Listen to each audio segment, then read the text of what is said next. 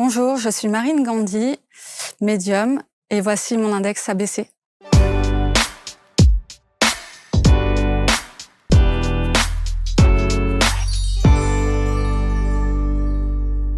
Et c'est une éveilleuse de conscience sans doute, une éveilleuse à la recherche des fameuses pépites d'or de l'humain que nous sommes, des humains que nous sommes, avec la présence de Marine Gandhi qui est donc sur ces canapés. Bonjour Marine. Bonjour. Merci d'être avec nous. Merci à vous. Que c'est difficile de vous définir. Bah écoutez, si vous le dites, oui. Ouais, je crois. Je crois parce que vous êtes une des rares personnes à qui il est difficile de mettre un titre. On a dit médium, mais vous êtes bien plus que ça en fait. J'ai eu le sentiment, en tout cas. D'accord. Vous êtes d'accord avec ça? Bah, il y a plusieurs définitions qui peuvent me correspondre, en effet. Alors, on va voir votre parcours, on va voir de quelle manière vous pouvez effectivement accompagner les gens, parce que là aussi, il faudrait vous consacrer une émission de plus d'1 heure, tellement votre champ d'action, j'ai envie de dire, votre palette d'accompagnement est extrêmement vaste. Si vous deviez donner juste une définition de votre accompagnement, vous diriez quoi d'ailleurs? Que j'éveille les gens vers plus d'authenticité en les conduisant à être en lien avec leurs aspirations profondes.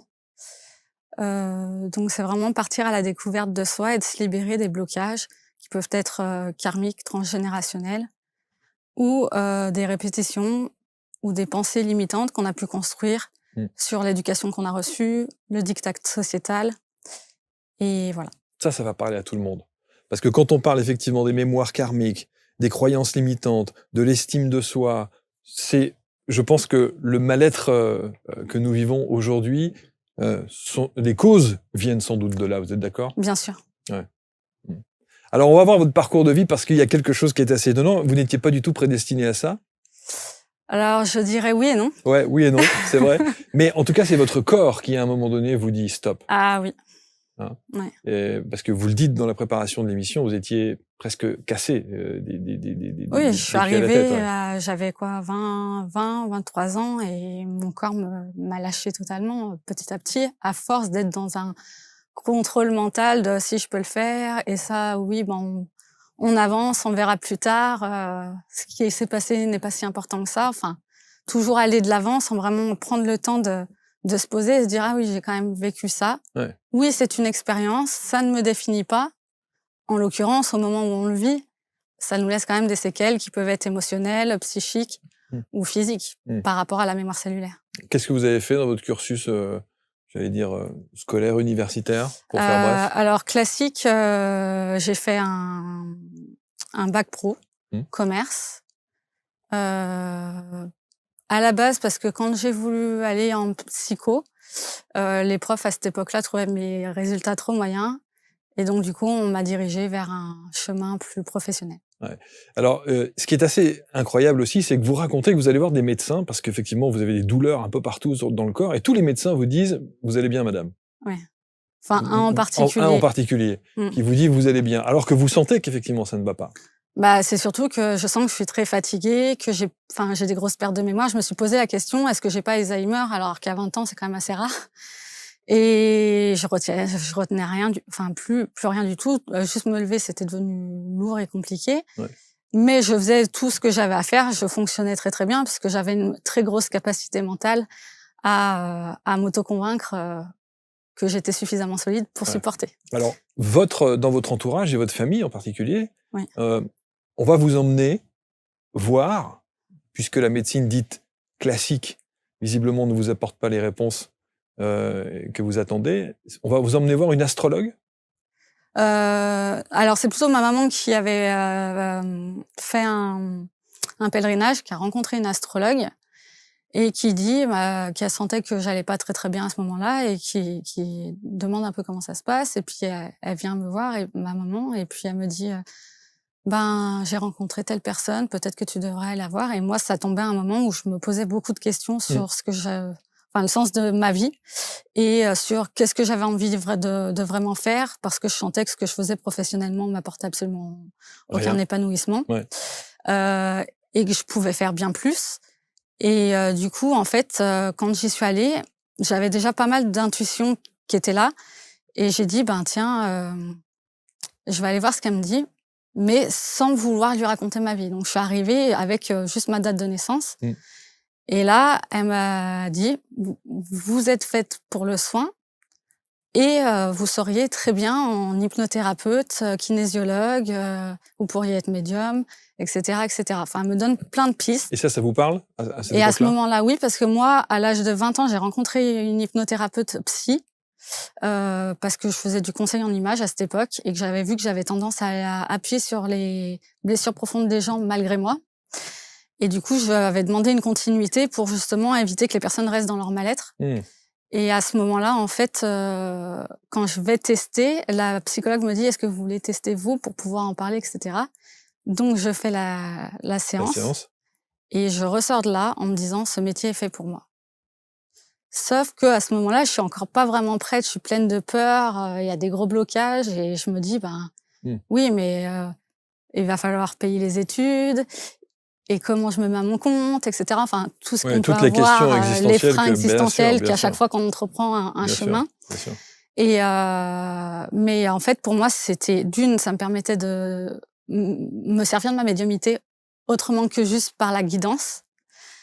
Et puis 2, c'était un métier qui amène beaucoup de créativité. Et vu que j'en ai beaucoup, c'était pour moi génial parce qu'il y avait une liberté d'action dans le travail.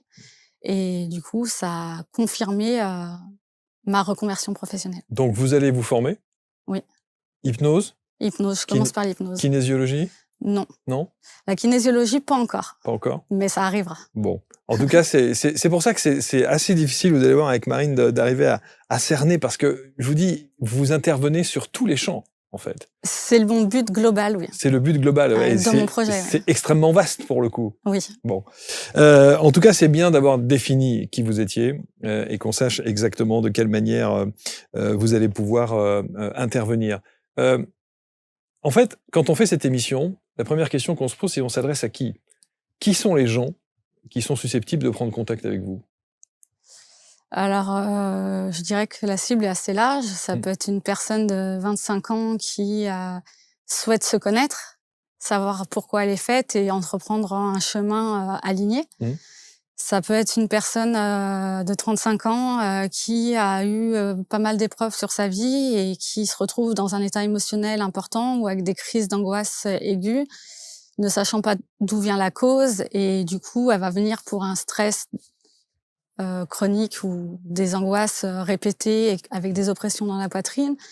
Et moi, mon travail, ça va être de faire en sorte que ce ne soit plus là et surtout de retrouver la cause émotionnelle, psychologique ou physique quand c'est de la somatisation. Et de libérer toutes les mémoires qui causent cette dualité, quoi. Quels sont les outils que vous allez utiliser alors? Alors, les outils, j'utilise l'hypnose. En hypnose, je suis formée en maître praticienne en hypnose humaniste et aussi en hypnose ericksonienne. Et sinon, j'utilise le soin énergétique. Là, c'est plus une singularité qui m'est propre. Et l'EFT. C'est vrai que quand on parle de stress, d'angoisse, de phobie, des croyances limitantes, les conflits intérieurs, tout ce qui est séparation, dévalorisation, l'identité, l'ego, tout ça sont des terrains, en tout cas des points sur lesquels vous pouvez intervenir. Oui, et il est grand temps que tout le monde travaille sur son ego. Alors, quelle est votre définition d'ailleurs de ça, l'ego? L'ego, c'est à la fois l'image et la construction de soi. Et donc, c'est essentiel à notre développement. Mais quand celui-ci est blessé suite aux épreuves et les expériences de la vie, on a tendance à agir vivement, sans réflexion, et à vouloir piquer parce qu'on a mal à quelque part. Et pour sortir du mal-être, il faut pouvoir entrer en soi. Et ça, c'est ce que l'être humain a le plus de mal à faire. Parce que ça implique d'avoir potentiellement une vulnérabilité, une faille et une remise en question. Et c'est pour beaucoup très difficile. Par contre, ce qu'il y a à retenir, c'est que le jour où on est prêt, qu'on se sent prêt à aller regarder en soi, on y retrouve une profonde sécurité intérieure, liberté d'être, tout simplement. Et ça, c'est ce qui contribue au bonheur. Comment savoir si on est prêt? Comment savoir? C'est qu'il arrivera un moment donné de votre vie, une expérience qui vous laissera pas indemne et qui fera que vous vous direz, «Là, c'est trop, c'est Ouais, c'est stop, plus possible. c'est plus possible». Généralement, l'être humain attend toujours d'être bloqué, comme s'il y avait un mur, quelque chose, là, je peux plus, donc ça peut être le corps, ça peut être un état émotionnel qui déborde, de l'hypersensibilité extrême, parce qu'en fait, on n'est pas hypersensible, ça, c'est faux. On peut avoir une sensibilité, plus fine que la moyenne, mais l'hyper, c'est toutes les blessures de la vie qui créent ça, et c'est une conséquence d'un corps éthérique qui dysfonctionne parce qu'il a été surchargé ou parce qu'il y a des fuites, parce que l'énergie, à un moment donné, était manquante. Et du coup, le corps va avoir tendance à, à s'étirer. Enfin, l'énergie du corps va s'étirer, et ce qui va créer un manque de densité. Et le corps éthérique, c'est quand même le corps qui protège notre corps physique. Mmh. À quel moment dans votre accompagnement, votre médiumnité intervient? Elle intervient tout le temps. C'est-à-dire que parfois, j'ai le nom de la personne et juste je lis sur l'annuaire de prise de rendez-vous, et je vais avoir le nœud du problème. Parfois, on va me dire telle personne vient pour ça, mais ça, c'est la conséquence. La cause, elle est là.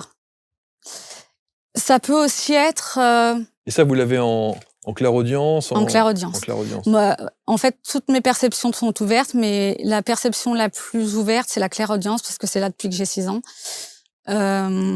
Et du coup, je vais aussi avoir parfois, j'aurai pas d'infos tout de suite.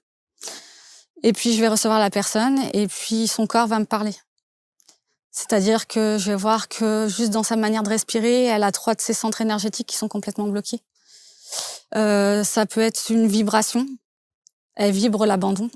Elle m'en a pas parlé, mais énergétiquement, c'est là. Et ça, vous le ressentez comme Ça, ça? je le ressens, ouais. Ouais. Et du coup, en fait, au début, c'était des bulles pour moi que je prenais, des infos comme ça, et que je gardais. Et puis j'attendais de voir si ce que j'avais était bien juste, bien aligné, etc. Mais avec la pratique, j'ai vu que c'est toujours juste. Un pressenti est toujours juste. Et du coup, c'est de l'information qui vient à ce moment-là. Ça peut être aussi une vision. J'ai remarqué que je vais avoir la vision de l'anal akashique, par exemple, sur une mémoire antérieure, quand la personne est en recherche de sens.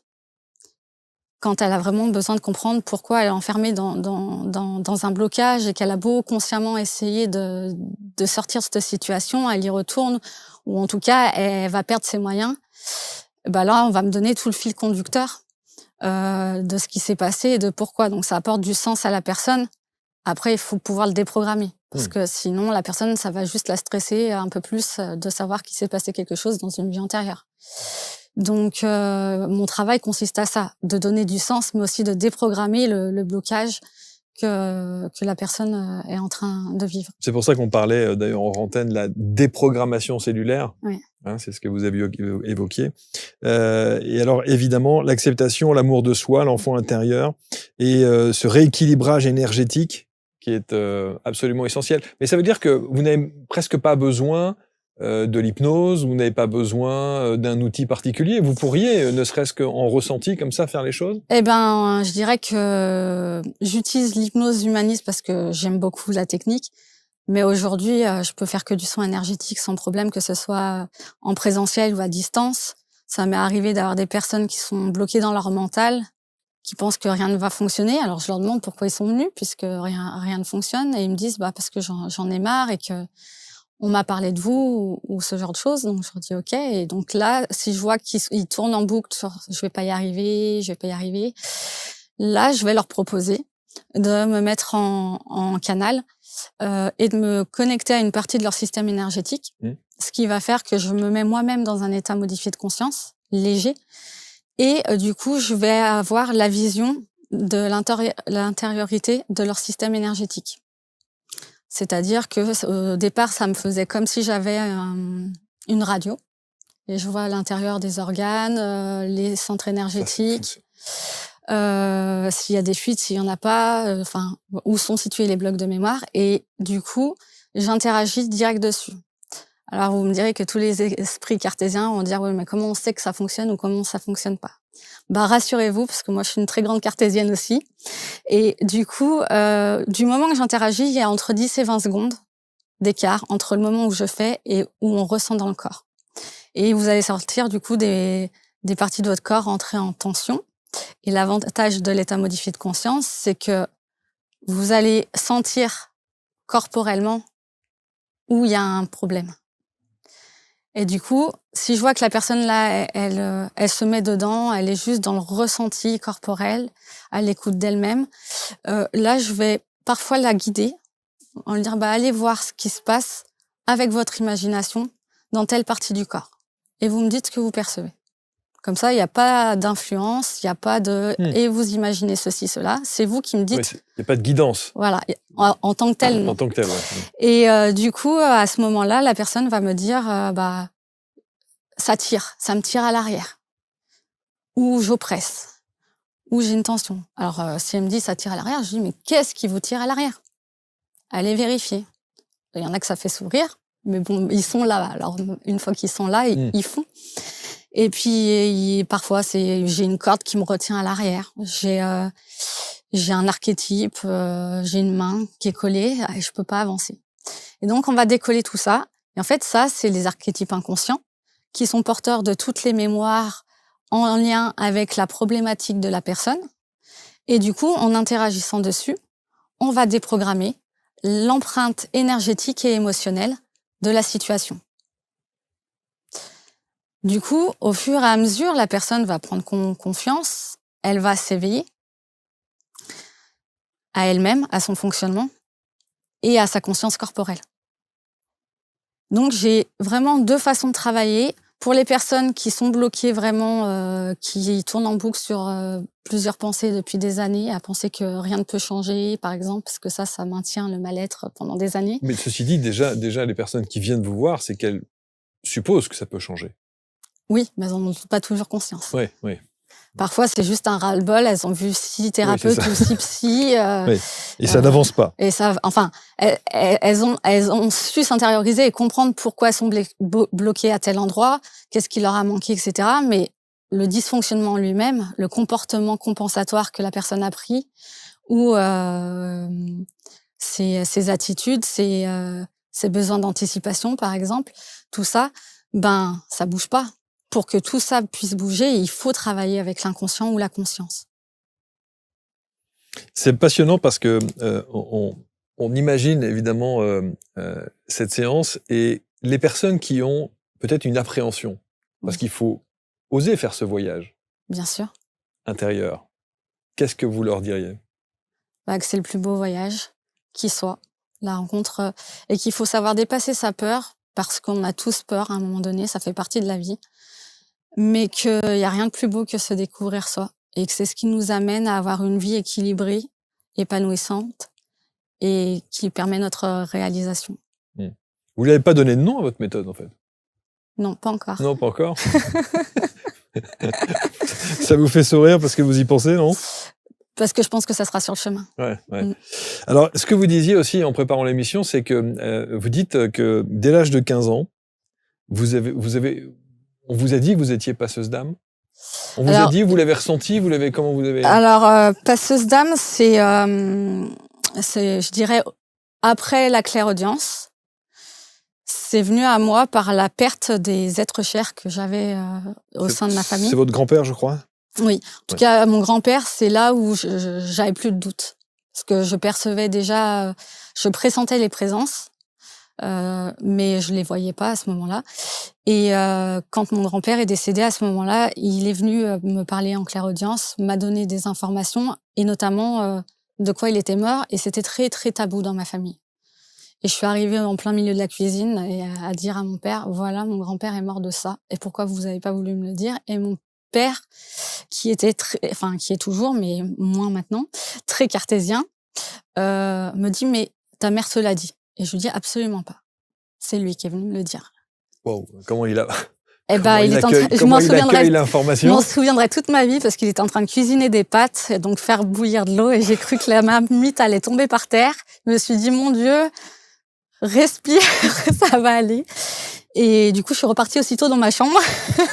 Oui, parce que vous êtes toute jeune, vous avez 15 ans à Ouais. l'époque. Donc je me suis dit, mais comment il va réagir voilà quoi. Mais moi, j'étais sûre parce que mon grand-père m'avait donné des informations sur lui et puis sur ma grand-mère à l'époque et des choses qui se sont vérifiées peu de temps après.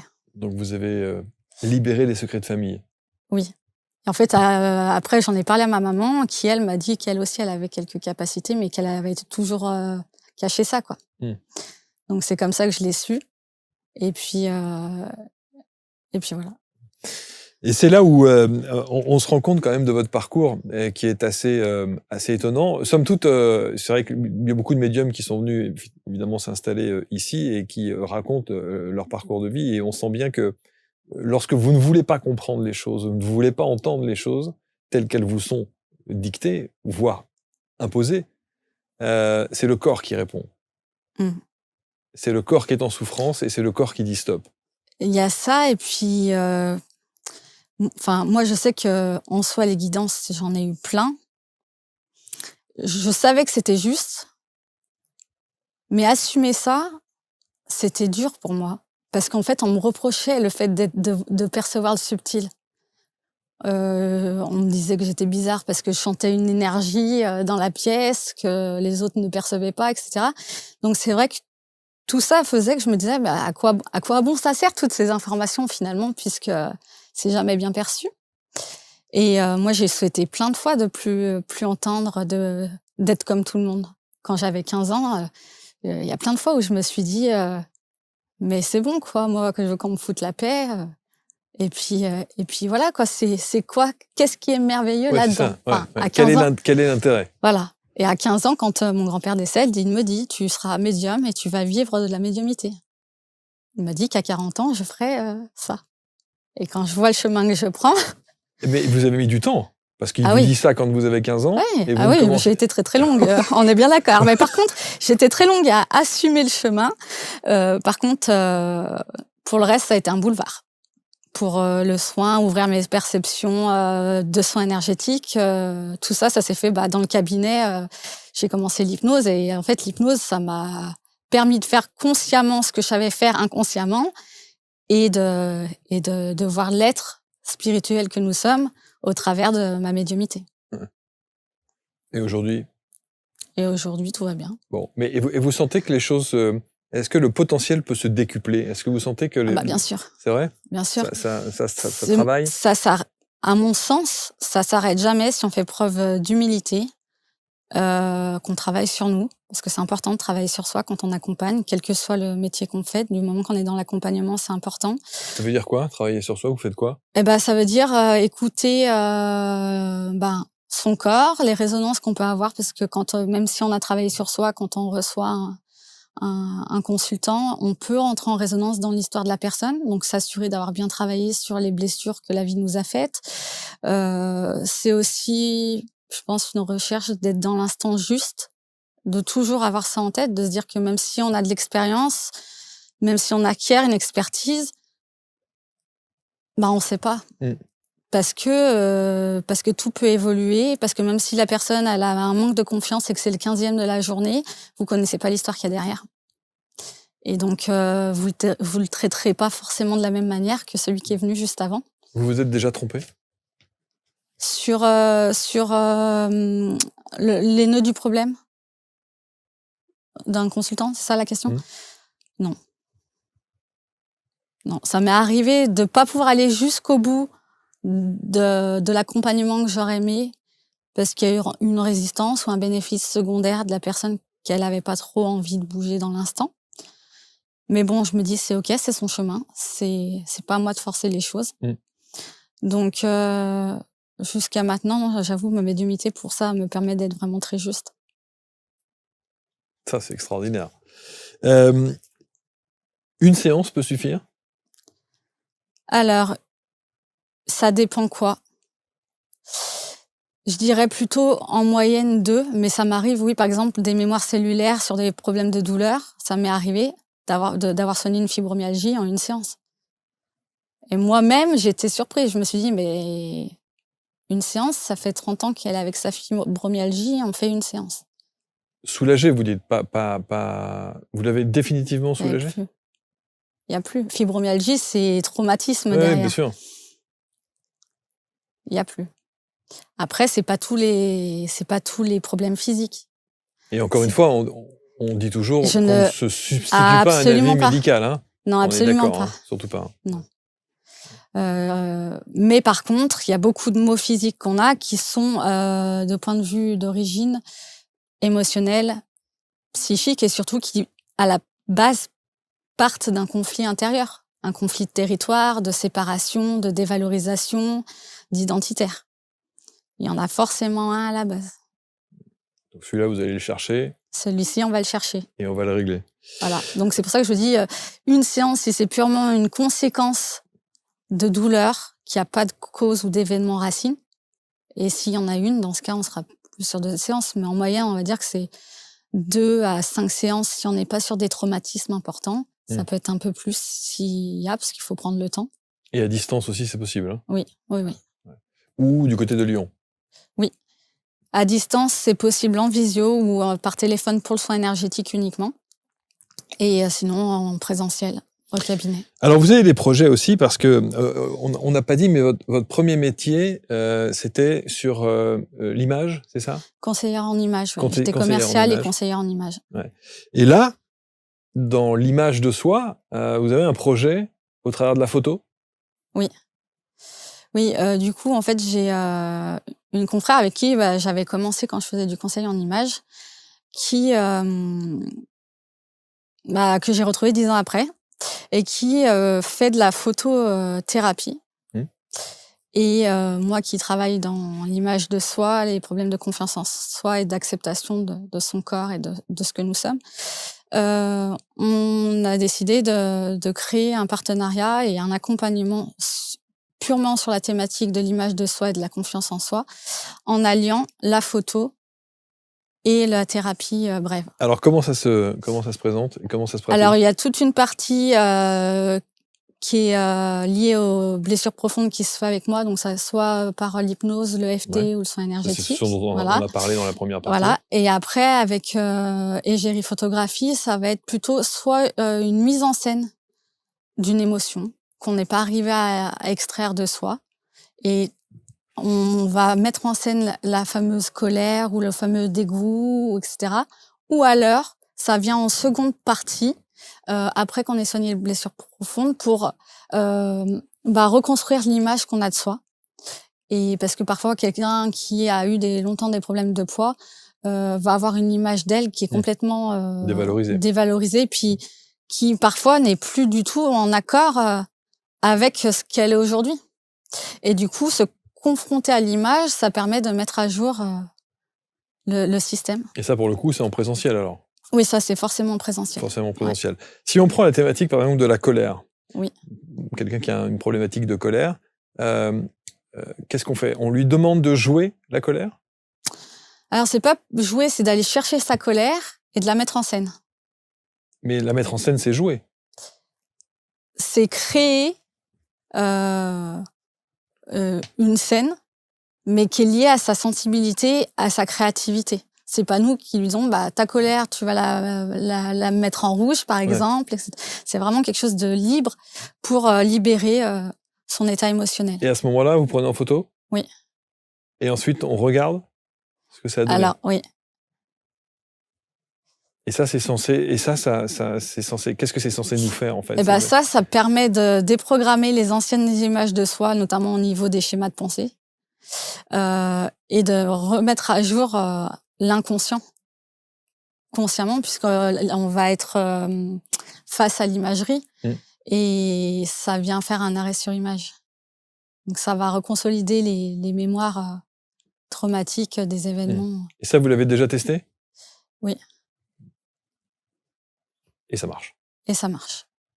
Bon. Mais ça, c'est vraiment personnalisé en fonction de la demande de la personne. Oui, de la personne. Est-ce qu'elle a d'abord plus envie d'être dans un travail de blessure et de voir ça après, ou est-ce qu'au contraire, elle a envie de tout de suite pouvoir extérioriser ce qu'elle n'est pas arrivée par des mots, parce que parfois, vous avez des personnes qui ont déjà vu, des psychologues qui ont déjà parlé, et c'est pas sorti. Donc, ça dépend vraiment du profil. C'est pour ça qu'on dit que votre champ d'action, il est quand même très, très large, parce qu'évidemment, Oui. entre la médiumnité, l'hypnose, entre évidemment cette approche au travers de l'estime de soi et de la photo, la photothérapie, C'est ça, on peut comme ça dire. que vous Oui. l'évoquez, on sent bien que évidemment vous avez la possibilité d'accueillir quelqu'un et puis de voir quels sont les outils que vous pourrez mettre en place pour l'accompagner et pour régler Tout à fait. son problème émotionnel. En tout cas, pour tout ce qui est en lien avec l'image de soi. Ouais, c'est ça. Et le soin énergétique. Et le soin énergétique. Et le soin énergétique. On va mettre autour de la vidéo tous les liens pour entrer en contact avec Marine. On va mettre aussi, vous verrez juste en dessous si vous regardez, il y a tous les visuels qui vous permettent évidemment d'en savoir plus sur ce que vous préconisez, Marine. Qu'est-ce que vous avez envie qu'on retienne de vous? Que je suis un être libre et je saurais, je pense, vous amener vers plus de liberté et d'authenticité en vous permettant de vous trouver et de savoir vraiment qu'est-ce qui vous définit, vous. Et j'imagine qu'en bon thérapeute, si je puis dire, vous avez évidemment répondu à toutes ces questions pour vous. Je pense qu'on est toujours sur le chemin. Le chemin, c'est sûr. Parce qu'on vivra toujours des expériences qui viendront parfois nous heurter ou nous faire grandir. Mais oui, en tout cas, tout ce qui concerne le passé, pour moi, tout est... C'est réglé? C'est réglé. Est-ce que votre grand-père, vous continuez à le ressentir ou à avoir des messages de lui? Plus aujourd'hui, parce qu'il s'est réincarné. Ah oui.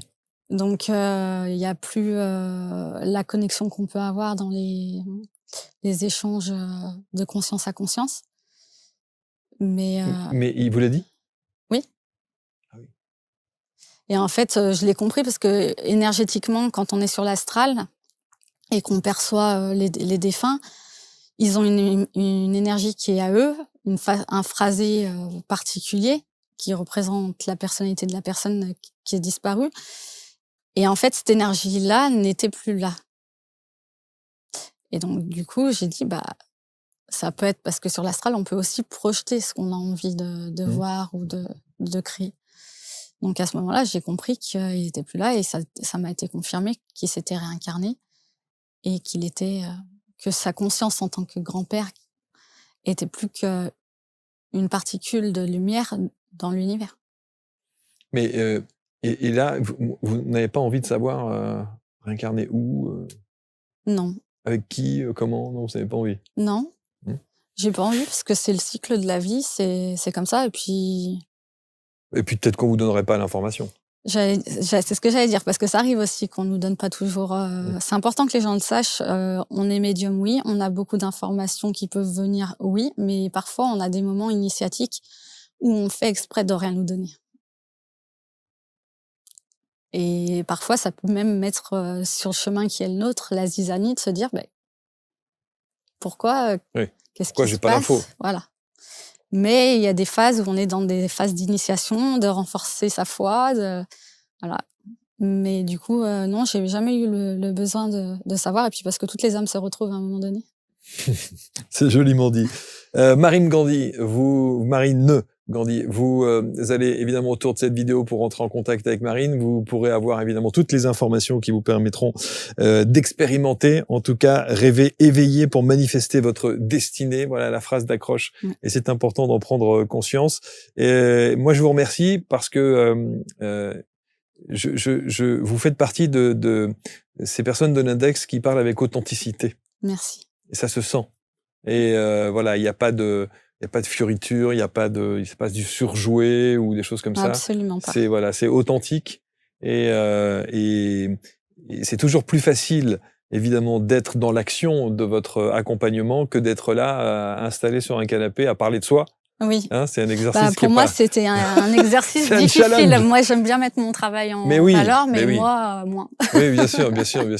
Mais on a bien compris. Mais c'est important quand même de cerner d'abord votre personnalité, l'énergie que vous dégagez, et puis votre vision aussi des choses au travers de votre expertise et accompagnement. Merci beaucoup en tout cas. Merci. Merci infiniment. Vous commentez, vous partagez, toujours avec bienveillance évidemment. Marine Gandhi, tous les liens autour de cette vidéo et on se retrouve très vite pour un prochain Portrait Index. Salut.